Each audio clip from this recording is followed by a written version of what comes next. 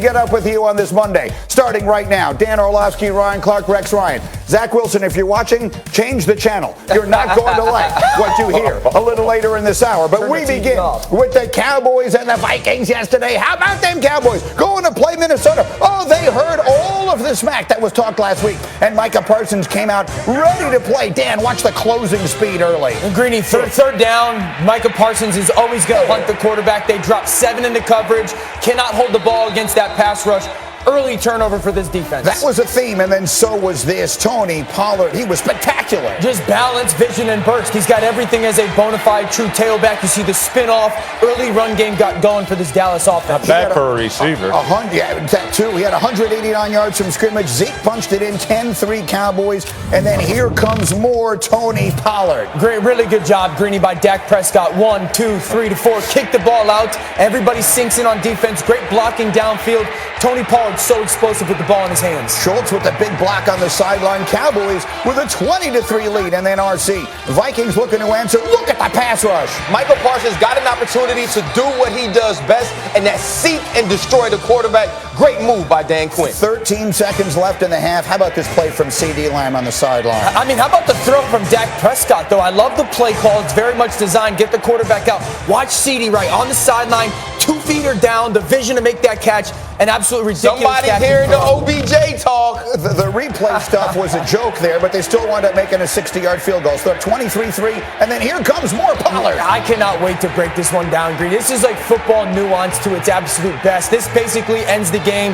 3rd and 14, walking touchdown for Tony Pollard. Dak, 22 of 25, 276, and no picks. Meanwhile, the only concern for the Cowboys, and it does not appear to be a big one, at the end of this play, which was another sack, Micah Parsons appeared to be injured with the left knee, but he would come back in the game, and he says he's fine. And in the end, the Cowboys look much more than fine. 40-3. Hey, Jerry, let's talk Super Bowl.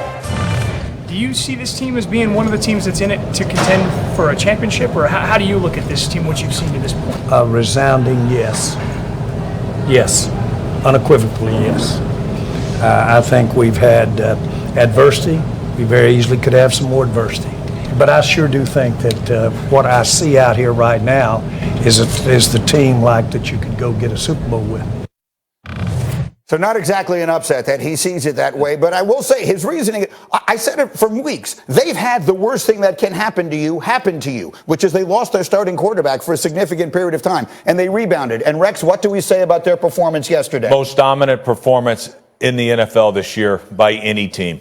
Like, this was absolutely crazy. It was scary how good that defense was. I mean, the way they rushed the passer. Remember, this team they were 8-1 playing in their home stadium, and they looked like a team that was 1-8. And it had nothing to do with them. It had everything to do with Dallas. Like, I never saw this coming. Nobody saw it coming. And, you know, it's funny, that tackle, Darrisaw he goes in the league. We're raving about that left tackle. Yes, Christian Darrisaw. Yeah, all right. Hadn't given up a sack all year. Well, that changed quick, didn't it? Like, oh, my God. But this team was everything that, if you hate Dallas, this is a nightmare for you. Yeah, so Stephen A. Smith, I think he's talking to you. RC, how about it here? We were together on Friday. You were here on the show, as always, and we were talking.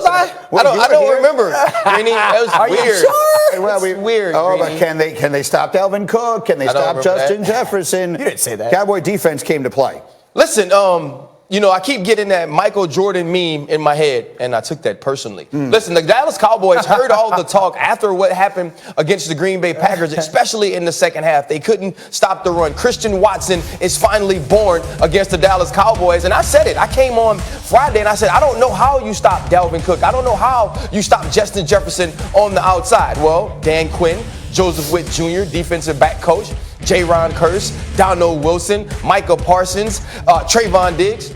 I was wrong. I am extremely sorry, because what you did was you looked at the film and you said, you know what? You're going to have to beat me doing things that you can't do. I'm going to put Micah Parsons on the line and allow him to rush your tackle. I'm going to give him free reign, whether it's move inside or outside, to get to your quarterback. I'm going to allow Trayvon Diggs, who hasn't tracked any other wide receiver but A.J. Brown the entire year, to track Justin Jefferson. And oh, by the way, we're going to make sure that Kirk Cousins, who we don't believe can read coverages and defenses after the snap, if you move, we're going to make him do that. And I thought it was great by the Dallas Cowboys in the fact of the way that they schemed and the timely ways that they dialed up their coverages. But more importantly, they ran, they hit, and they were not scared. They stepped on this field to prove a point, and that point was proven. They have very good players, and I think we should say something about them, too, that I don't feel like gets said much. They're a well-coached team. Yes. The Cowboys are a well-coached team, and that what you just said is an example of good defensive coaching, and you have tape on Micah Parsons. Yeah, I mean, when the Cowboys play this way, they could beat anybody in the NFL, let alone the NFC. And I've said it for the remainder of this season or the heart of this season. The most reliable and best playing football is when the Cowboys defense knows you have to throw the ball on offense, because the way that Dan Quinn gets Micah Parsons freed up, walks the linebackers up, and then overloads one side right now. So this is a simulated pressure. I got to take my center, left guard, and left tackle and go one-on-one, everybody. Drop the linebackers in coverage. So I only got 4 guys rushing, but I've created that one-on-one for Micah. Still 7 in coverage, nowhere to throw the football. Then he wins on that pass rush. This is the first third down of the game. All of a sudden the ball comes out and you're sitting there go, uh-oh. Now look at this one. This is a backup left tackle because Darisaw went out. What he does is create 2 wide 3 techniques. Then the left tackle has to be one-on-one because of it. That's a left tackle who's a backup in the league, blocking against the best pass rusher in all of football. So when you get into those yesterday on third down, the Minnesota Vikings had negative 4 yards. They had 4 sacks given up, and they had 1 conversion. If you go into a game or get into a game and the Cowboys defense knows third down has to be a passing down, you cannot score against them. I've said it all season long. You better be good on first down against that defense. I want to get to Dak because there's been a lot of questions out of him, but let's get a final word. No one knows more about defense than you do, Rex Ryan. Well, how good is this Cowboy defense? Phenomenal. And only when they know it's a pass. Absolutely. And here's the deal. Himbo gave me a stat. They're sacking the quarterback at 11.6% rate.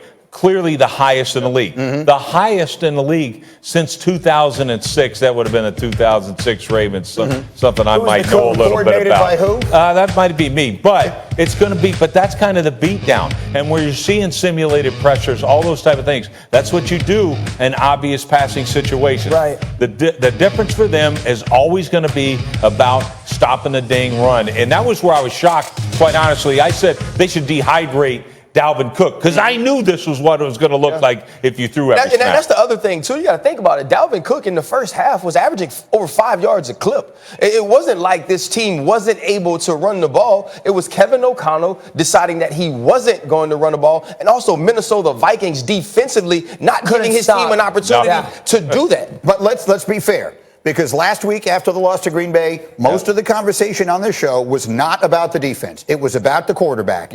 What do we say about Dak Prescott coming off of 22 of 25, 276, 2 touchdowns, no picks? Yeah, the thing that stood out yesterday that I hadn't seen this year is they gave him full control at the line of scrimmage. And that's something that they've done in the past. That's one of the reasons why you like this offense. Like 3rd and 6, right? Dak walks to the line of scrimmage, dummy cadence, everything. Now he's not only getting out of a bad play, but getting into an ideal and/or great play. And I love this 3rd and 6. He's going to read those second-level defenders on an RPO. He wants to slant the CD in the slot.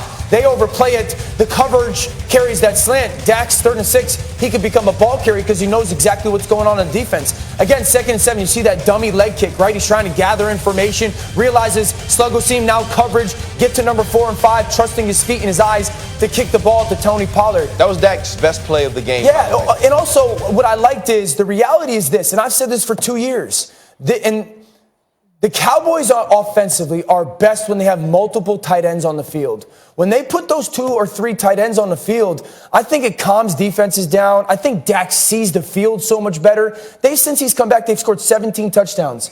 11 of them are with multiple tight ends on the field. So he was really good yesterday. You got to give credit where it's due.